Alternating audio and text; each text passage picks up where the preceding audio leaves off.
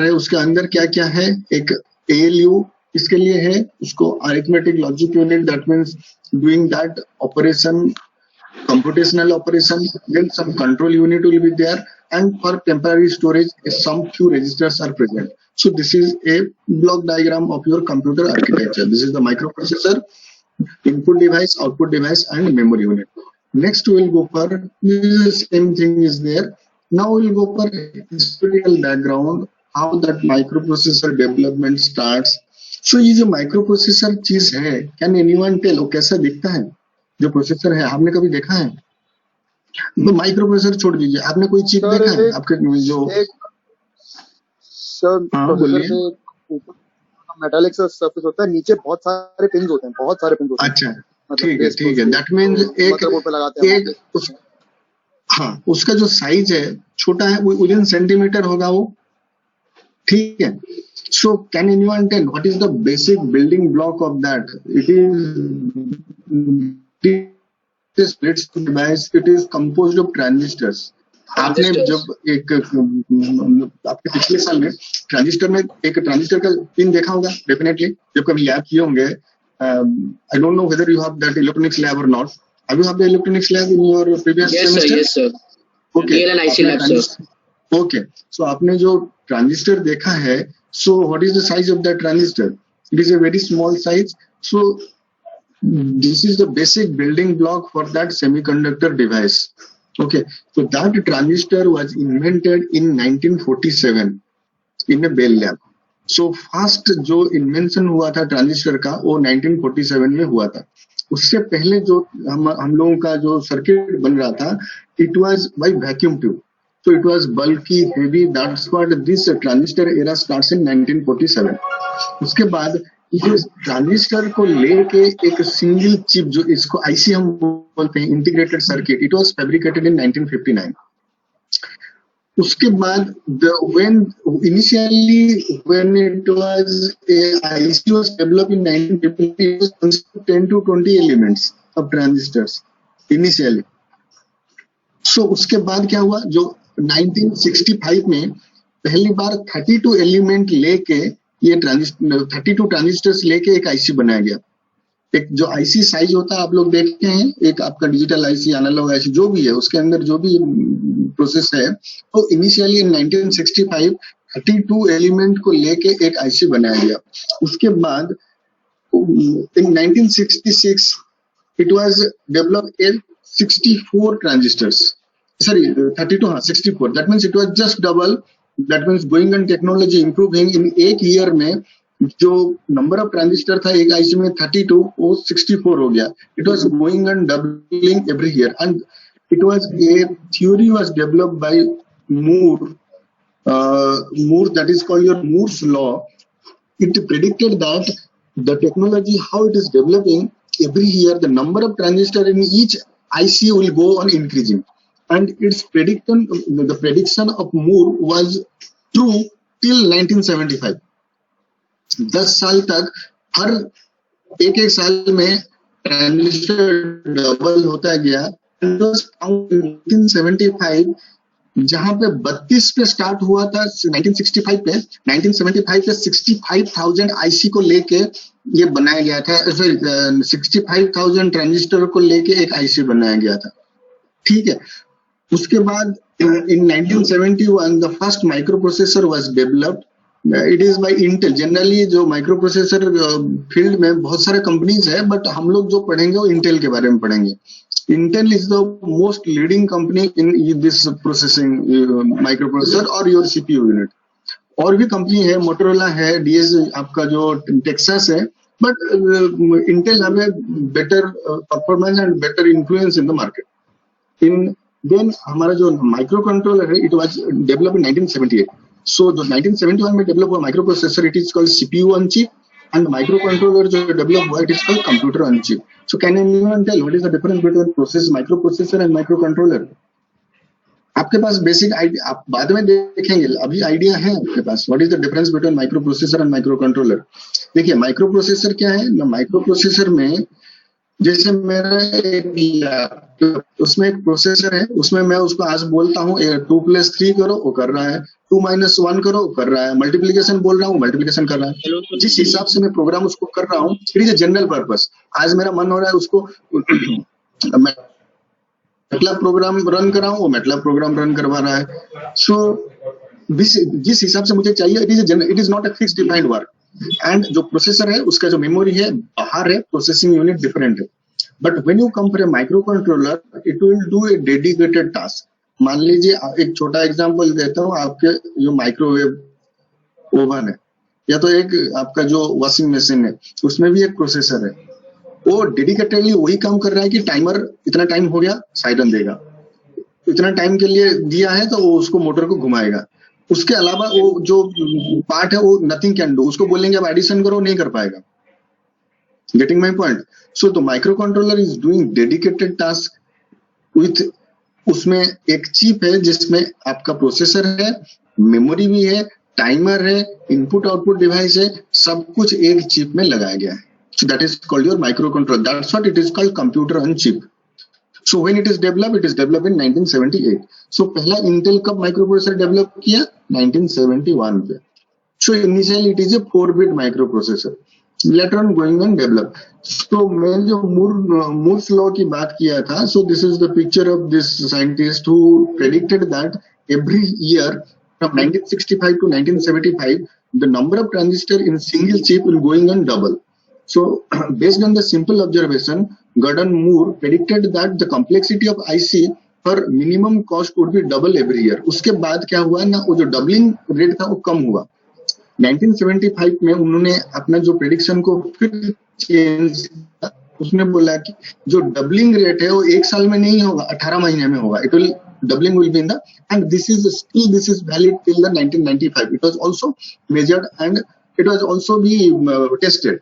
Till 1995, this Moore's theory was validated. That means every 18 months, the number of IC number of transistor in the IC going on doubling. हाँ बोलिए, कुछ बोल रहे थे?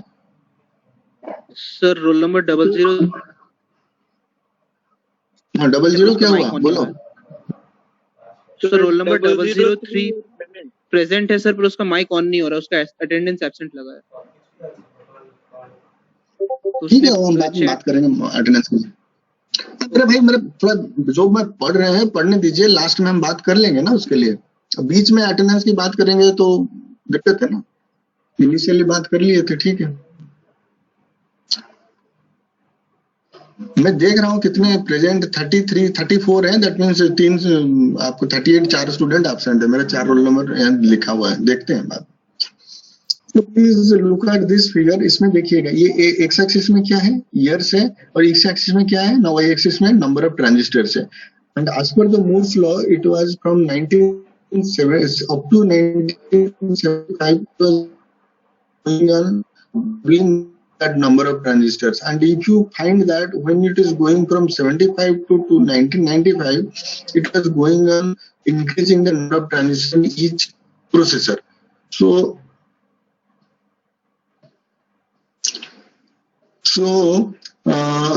initially when from 1961 to 65, the technology it is called small scale integrated circuit.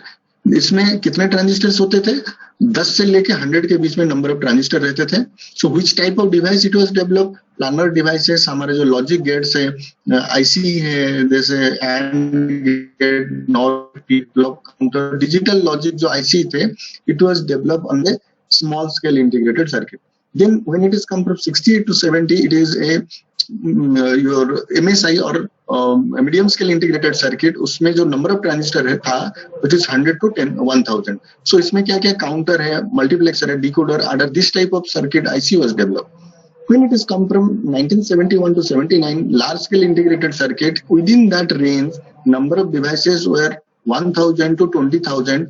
And under that, your memory, RAM, ROM, 8-bit processor and your 4-bit processor both come into the picture. Then going on developing this number of transistor, it will be VLSI technology, then ultra large scale integrated circuit. So now what we are having your 64-bit processor. आपके अभी कौन सा processor? आपको जो laptop मिला है कितने bit का प्रोसेसर है? सर 64. 64 बिट, उसमें जो टेक्नोलॉजी यूज हो रहा है is your ultra large scale integrated circuit, okay, जो भी चिप है. So now if you go as per the Moore's law, what is the first Intel, and these are the Intel products, okay. So the name of the processor, Murtaza, किसको देख रहे हैं बार बार उधर? Sir सुन रहे सुन रहे. अच्छा ठीक है. सो ये जो प्रोसेसर है इंटेल का, these are the list of processors. हम लोग इसी में से ही दो प्रोसेसर पढ़ेंगे, 8085 and 8086.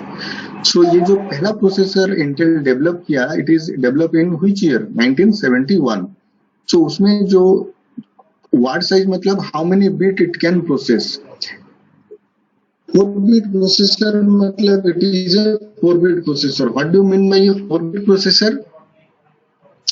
That means 4 bit of data 1100 plus 1011. This type of addition can be possible in 400 processor. Okay, so with the improvement of that in 1972, 8008 and 8080 was developed with this 8 bit. Another improved version of this 8085, it was developed in 1976. It is an 8-bit processor. Then Intel developed, your Pentium was developed here in Pentium was 1993. Now Pentium 4 was developed in 1995. Now the processor have been already improved. What is the recent version of the processor? What is the name? Core i9. i-Core i10. i9 Nowadays, i9 sir, i9 900K 10 sir 900K. Intel की जगह बहुत सारे लोग अब AMD भी prefer कर रहे हैं सर, क्योंकि AMD कर रहे हैं. हम जैसे टेक्सास भी प्रोसेस करता है, मोटरोला भी है मार्केट में, but mostly the Intel have owned the market maximum. Brand value. हाँ, ब्रांड वैल्यू है, और that's what the course, all the educational institute prefer that structure of their preference for Intel study. Okay, so in our course we have to cover these two processors, 8085 and 8086. Frankly speaking, these are very old processors. Only we have to know how that processing is going on, what is the basic idea, and this fundamental thing will be used for their higher level processing. Okay, so now if you go from, what is the difference between आप मान लीजिए 8085 का processor लेते हैं, Pentium 4 का processor लेते हैं, what is the difference? आपको क्या फील होता है? स्पीड कैसे बढ़ता है? How that speed is changes. देखिए दो ज्यादा चीजें, एक गीगाहर्ट्ज का प्रोसेसर होगा sir increase in cache memory. Codes and threads के हिसाब से. यस. हाँ, और कुछ increase in that means each time the technological improvement is there. हाँ, आप जो बोल रहे हैं ठीक है. देखिए वो 8 बिट का प्रोसेसर था, now it is 64 bit. So that means it was doing the processing over 8 bit. Now your Pentium can do the processing over 64 bit. How it is possible? It is doing some pipelining processing is there, superscalar facility, cache memory has been introduced. So these are the technological advancement gives the more capacity to do that processing. So in this way, so now next it is now it is come for your evolution tree. Now this is the first, this picture is showing the evolution tree, how that processor going on developing. और हम लोगों का जो this course will be tree का ये जो section है ना, we have to concentrate on this. This is the main branch and this side branch. We are not going for this one. So with this evolution of tree, the main branch is consist of general purpose microprocessor. General purpose means it is a core processor. Inside there is no memory is there, memory outside. That means आप उस processor को चाहे वो आपके हिसाब से काम करेगा. अभी आप चाहते हैं वो एडिशन करे आपके लिए, एडिशन करेगा आपके लिए. नेक्स्ट टाइम मल्टीप्लिकेशन चाहते हैं, मल्टीप्लिकेशन करेगा. जो आप जिस हिसाब से प्रोग्रामिंग करेंगे, it will give you the result. तो this tree is whatever the things is written based on the Intel products. First it was the Intel product was 4008, then 800. So finally now it is Itanium and more advanced versions of there. Pentium उसके बाद भी i-Core i9 जो भी आया है. So within this, every time you are going from one product to the other, there is a increase in the bit capacity. 4 bit था, 8 bit, 32, 16 bit, 32 bit, now 64 bit. Now उसके बाद भी और बढ़ जाएगा. So how it is improving? That means it is due to that आपने pipelining process introduce किया, उसका superscalar product and cache memory introduce हुआ. Every time you are doing some improvement in your performance, in some technology, and it gives you the improved performance by your output. So now in this branch, what is this branch? It is called your microcontroller branch. Microcontroller means what? That means अभी आपको जो मैं बोला microprocessor, microcontroller के बीच में difference क्या था? Microcontroller is a dedicated processor. उसके अंदर में आपका प्रोसेसर भी है, एक चिप के अंदर मेमोरी भी है, रैम, आपका जो टाइमर है और इनपुट आउटपुट, जो मिनिमम रिक्वायरमेंट है to do a specific task. So many आप लोग ये जो इंटेल का माइक्रो कंट्रोलर है, बेसिकली इट इज 8048. हम लोग के कोर्स में जो पढ़ना है 8051, उसके बाद 8096. शायद अभी बंद होगा 10 मिनट में, तो आप उसको रीजन कर लीजिएगा, ठीक है? Okay sir. So now 8096. So then microcontroller, this embedded system, it is doing. आपके पास प्रोजेक्ट कर रहे होंगे, आप जो एम्बेडेड सिस्टम पे करते हैं, कौन सा प्रोसेसर यूज करते हैं जनरली? बहुत सारा प्रोजेक्ट किए होंगे. आपका जो यूजुअली आर्डिनो हाँ, आर्डिनो पे आप करते हैं, और क्या जो भी इजीली अवेलेबल और अच्छे प्रोग्रामेबल, इजी प्रोग्रामेबल है, आप उसको लेते हैं. ये हम लोग इंटेल इसलिए पढ़ाएंगे, वो है अभी mostly this Intel processor programming और बर्निंग, ये सब इजी नहीं है आज के डेट में. So that's what we are going. Then another, it is your next branch, it is going a special purpose. What is a special purpose? आज के डेट में जो भी कम्युनिकेशन हम लोग कर रहे हैं, लैन है हमारे पास, जो भी राउटर है, सबके लिए भी एक प्रोसेसर है. Okay, and they are doing some defined work. For that communication purposes, Intel have been developed 2920 processor, DSP have been developed something, DSP, your Texas have been developed TMS 320. आपके जो हमारे lab में है TMS 320 processor, आप चाहें तो जाके देख सकते हैं how it is working. Then but that means this branch will be tell you how that communication and now commercialization of the processor is used. So basically the evolution tree of microprocessor is in 3 part. First part, it is your general purpose. Basically जो हम लोग जो CPU और processing unit हमारे as a CPU it will be used. Okay, आप जो programming करेंगे उस हिसाब से आपका आउटपुट देगा. Now it is from your microcontroller based programming. Then next it is your special purpose DSP programming. Next it is same thing it is written. Nothing to discuss more about this. Now come for your feature of your microprocessor. क्या है? Why it is the processors हम लोग क्यों small size? क्योंकि इसमें बहुत सारे transistors एक सिंगल चिप में स्मॉल साइज के अंदर कॉम्पैक्ट बनाया गया है. इंटीग्रेटेड सर्किट, लो कॉस्ट भी है, रिलायबिलिटी ज्यादा है, फ्लेक्सिबिलिटी, वर्सैलिटी है, then more powerful, low power consumption due to the CMOS technology. So now what are the applications we are doing? अब सो मेनी एप्लीकेशंस, हर जगह एप्लीकेशन होता है.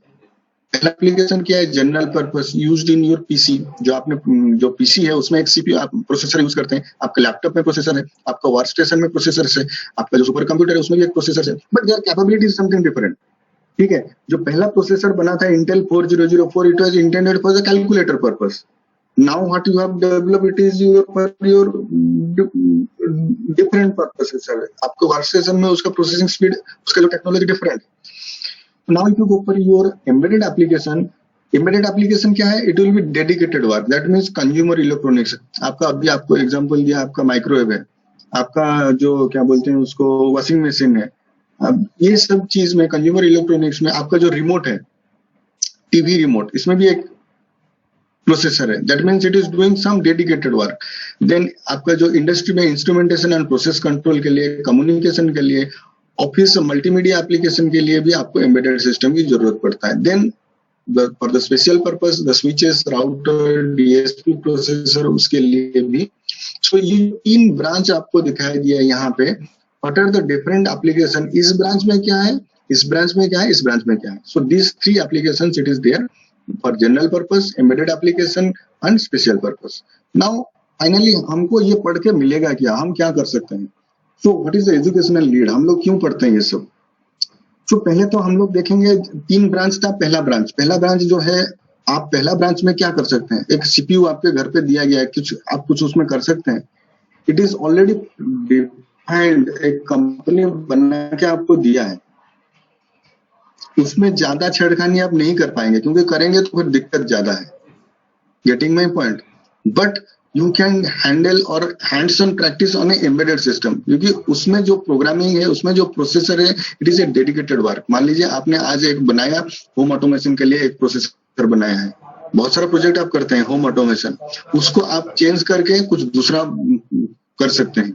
So that means our educational need is to make the engineers a hardware engineer, software designer, and system integrator, and they can apply their knowledge in the embedded part. Basically, if you go for your main part or general purpose processor or your DSP processor, a dedicated more knowledge research is required to work on that. Basically, इस knowledge से आप लोग एक जो embedded part है उस पे काम कर सकते हैं with this basic knowledge. ठीक है।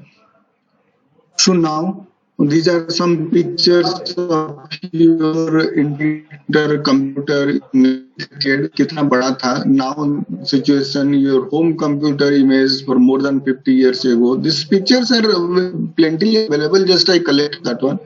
So now if you compare the evolution, देखिए मेन फ्रेम कंप्यूटर 1960 में उसका साइज कितना देख रहे हैं, कितना बड़ा था। Then it is come for your mini computer in 70s, then PC आ गया जो डेस्कटॉप है 80s में आया, then आपका mobile, then your sensor platform, that is now it is everything come your handy one. So the size is going on reducing, processing speed is going on increasing. So that means technology is going on increasing. Now it is, if you look at this, these are the different Intel ICs. So this is 4004, this is this 286, then it is 8085, this is, so different chip pictures are there. This is the Intel Pentium, this is dual core Pentium 4, this is only the pictures, nothing to, so look at the size of the processor and how it looked like. Okay, so finally before this is the end slide, what I want to tell next, in this course what we are going to study, we are going to study this Hammer 8085 microprocessor. Okay, next class we will start the 8085 microprocessor. What is this 8085? It is a, so पहले बताइए microprocessor है क्या, उसके बाद नाम की बात बोलेंगे। दविक मिश्रा क्या कर रहे हैं? 260 आप क्या कर रहे हैं? सर कुछ नहीं sir, I just listening. Okay, so बताइए what is the job of this microprocessor. Microprocessor हम क्या कर सकते हैं? What is the job we can do with this microprocessor? It is a programmable device to which, using which you can, it can compute, it can program and give you that, and some decision making capability have it is, and it can give you the required output. तो आप input देंगे, वो उसको process करेगा, उसका intelligent के base पे उसको डिसीजन लेगा, then it will give you some output. So to do that processing unit 8085, it is called an 8-bit processor. What is the meaning of that 8-bit processor? Can anyone tell me? So 8-bit processor. So it can process 8 bit of information. Like It can do the process on a 8-bit of, जो भी addition करेगा, subtraction करेगा, multiplication करेगा, it will on a 8-bit data. Okay. So next we will go for ये जो process के लिए data किस तरीके का होता है, किस type of data we have to enter. Ones and zeros में, ones and Okay, zeros. that is the binary data we have to give to the processor. ठीक है. So this binary data what we have to provide it, it must be given for a for your processor for that processing that data. Okay. So lastly we finish this class. Till now what we have studied, it is nowhere related to your course or exam. It is only a brief idea. What is a processor? How it is developed? When it is started? All things are there. Next, before end of this one, in your introduction part, if you look, one topic is there. It is called your tri-state buffer. Because have you ever heard this in digital logic? No. So tri state buffer क्या है, ये किस काम में आता है, हमारे यहाँ माइक्रोप्रोसेसर में किस चीज में यूज होगा आगे, उससे पहले मैं आपको इसका कंसेप्ट थोड़ा आज बता देता हूँ, क्योंकि बाद में will directly use that how it is A tri state buffer is use. Okay, तो आप लोग ये कौन सा गेट देखिए, किस टाइप का गेट है, नॉट गेट है, getting my point, not gate, not gate है मतलब if you are giving zero, if you are giving, ये नॉट गेट का सिंबल नहीं दिख रहा है, नॉट गेट में बफर पड़ा था सर कि अगर एक सिग्नल 1 दे देते हैं तो इन्वर्टर हो जाता है, 0 दे देते हैं तो बफर की तरह काम करता है, उतना ही देखा था। मैं उसी की बात कर रहा हूँ। मान लीजिए ओके सर, अच्छा ये नॉट गेट होगा तो ये आ गया, ये नॉट गेट नहीं है, ये जो फिगर बना है ये बफर के लिए मान लीजिए नॉट गेट है, मान लीजिए इसको नॉट गेट मान लेते हैं। सो दैट मीन्स बफर है तो आप इनपुट 0 देंगे, आउटपुट 0 मिलना चाहिए, जो देंगे it will act as a switch, 1 देंगे तो 1 मिलना चाहिए। अच्छा ठीक है, सो ये जो स्विच है, मान लीजिए ये स्विच को यहाँ पे जोड़ देंगे तो जो ए पे अवेलेबल होगा वो सी पे अवेलेबल हो जाएगा, सी कनेक्ट नहीं है, मान लीजिए ये कनेक्ट नहीं है, so you can not transmit this any signal. तो एक कंडीशन लगाया गया है, एक एनेबलिंग सर्किट दिया है, ये बफर काम करेगा कब, जब ये बी सिग्नल हाई रहेगा, getting my point. So that is called tri state. इसमें 3 स्टेट हो गया, एक है इनपुट स्टेट, एक है आउटपुट स्टेट, एक है एनेबलिंग स्टेट। ये enabling state, if it is high then only this input output will function. If this enable state is 0, this is 0, आप यहाँ पे कुछ भी दें, either 1 दे 0 दे, आउटपुट कुछ नहीं मिलेगा, हाई इम्पीडेंस स्टेट पे चला जाएगा। Getting my point? So that's what it is होता है नॉट गेट। मान लीजिए यहाँ पे एक बबल आपको यहाँ पे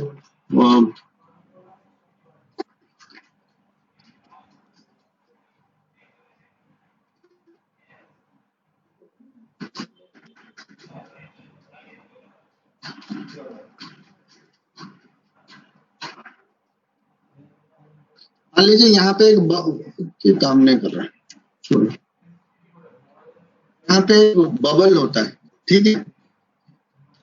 If a bubble is there, then that means what will happen? if यहाँ पे 1 देंगे तो 0 मिलना चाहिए, 0 देंगे तो 1 मिलना चाहिए, ये ऑपरेट करेगा उसी तरह से और नॉट गेट की तरह ऑपरेट करेगा। If and only this is 1, ये 1 0 देंगे 1 होगा, 1 देंगे 0 होगा। कंडीशन क्या है? बी 1 होना चाहिए, एनेबलिंग सर्किट जो इनपुट है वो हाई होना चाहिए। If enable input is not high then आप यहाँ पे कुछ भी दीजिए, 1 दीजिए 0 दीजिए, आउटपुट में कुछ फर्क नहीं पड़ेगा, जस्ट लाइक ओपन। आप यहाँ पे जितना भी वोल्टेज दीजिए ये काम नहीं करेगा, सी पे कुछ आउटपुट नहीं मिलेगा। Getting my point? That's what it is called tri state. 3 state है इसका, एक इनपुट स्टेट, एक आउटपुट स्टेट, एक high impedance state. Input output ठीक काम करेगा जब ये एनेबल हाई है।